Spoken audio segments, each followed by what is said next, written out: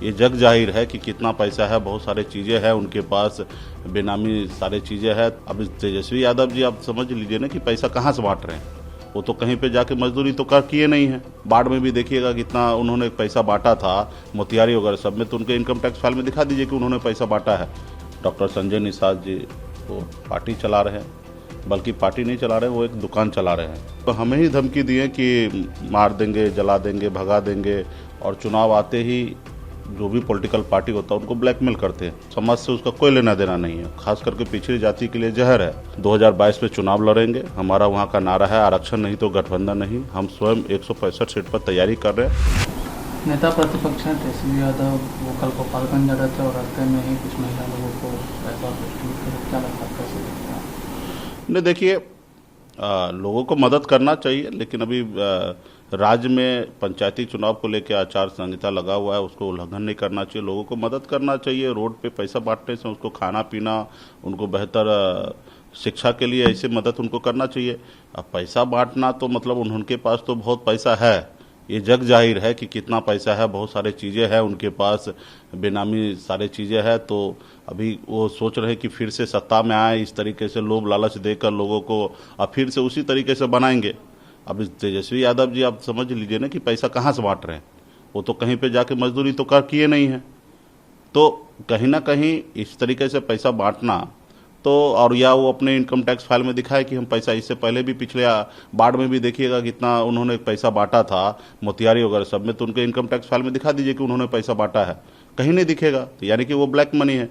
तो कहीं ना कहीं तेजस्वी जी को इस चीज़ को सोचना है। बाकी तो लोगों को एक दूसरे को मदद करना चाहिए। हमने भी अभी मदद किया है। आयांश को हमने 2 लाख का चेक अपने सेविंग अकाउंट से मैंने दिया बाकायदा बच्चे को इलाज के लिए। तो लोगों को एक दूसरे को मदद करना चाहिए, लेकिन इस चुनाव के समय में इस तरीके से नेता करे तो मजाक बनता है। यूपी चुनाव को लेकर आप लोगों ने चुनाव लड़ रहे हैं, आपके ऊपर कुछ धमकियां भी मिली क्या?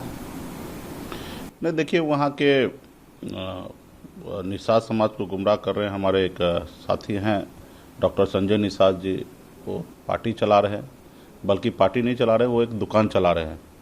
और चुनाव आते ही जो भी पॉलिटिकल पार्टी होता है उनको ब्लैकमेल करते हैं। और 2018 में भी एक टिकट पे समाजवादी पार्टी के साथ ब्लैकमेल करके अपने बेटा को सांसद बनाए। 2019 में भी भारतीय जनता पार्टी से एक टिकट लेकर अपने बेटा को सांसद बनाए, और वो उत्तर प्रदेश में समाज के हक अधिकार की बात करते हैं। जबकि सच्चाई उन्होंने दिखा दिया, स्टिंग ऑपरेशन जो उनका हुआ उसमें उन्होंने दिखा दिया कि वो समाज के लिए लड़ाई नहीं लड़ रहे हैं, वो पैसे के लिए लड़ाई लड़ रहे हैं। वो टिकट लेके बेचेंगे और समाज से उसका कोई लेना देना नहीं है, खास करके पिछड़ी जाति के लिए जहर है। और किस तरीके से उन्होंने अपने आप को बताया कि एक निषाद के बेटा को मारने का, जलाने का, गाड़ी फूकने का, इस तरीके से उन्होंने भाषा का प्रयोग किया। तो कहीं ना कहीं वो निषाद नहीं हो सकता है, क्योंकि निषाद का एक ही सोच है कि निषाद संपूर्ण भारत में जहाँ पे भी है उनके हक अधिकार के लिए लड़ाई लड़े, उनको सम्मान मिले, उनको आरक्षण मिले। बंगाल में, दिल्ली में आरक्षण है तो उसको उत्तर प्रदेश, बिहार या झारखंड में भी आरक्षण मिले। तो ये लड़ाई हम लोगों का है। तो वहाँ पे डॉक्टर संजय निषाद जी हैं जो इस तरीके का भाषा का प्रयोग करते हैं लोगों को मारने काटने का। तो खैर, उससे हम घबराने वाले नहीं हैं। हम मजबूती से उत्तर प्रदेश में 2022 में चुनाव लड़ेंगे। हमारा वहाँ का नारा है आरक्षण नहीं तो गठबंधन नहीं। हम स्वयं 165 सीट पर तैयारी कर रहे हैं। अब मजबूती से वहाँ चुनाव लड़ेंगे और किसी से भय भात नहीं है हमें, और जो होगा देखा जाएगा। हाँ, पार्टी के लोगों ने अलग अलग जगह पे उत्तर प्रदेश में, बिहार में डीजीपी स्तर पे, सरकार स्तर पे उन्होंने लेटर लिखा कि सुरक्षा बढ़ाने का, बट हमें उस सब चीज़ से ज़्यादा फिक्र नहीं है। हाँ, ये है कि डॉक्टर संजय निषाद ये दिख गया कि वहाँ समाज के लिए लड़ाई नहीं लड़ रहे, वो अपने खुद के लिए और अपने परिवार के लिए लड़ाई लड़ रहे हैं। वो सिर्फ दुकान चला रहे हैं, उसको समाज से दूर दूर तक कोई लेना देना नहीं है।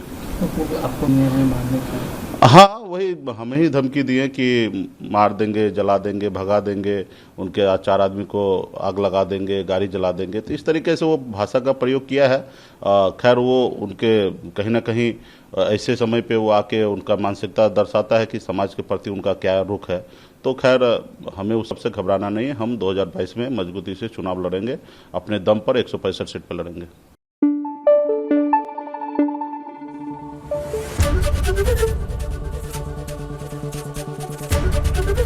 एबीपी न्यूज आपको रखे आगे।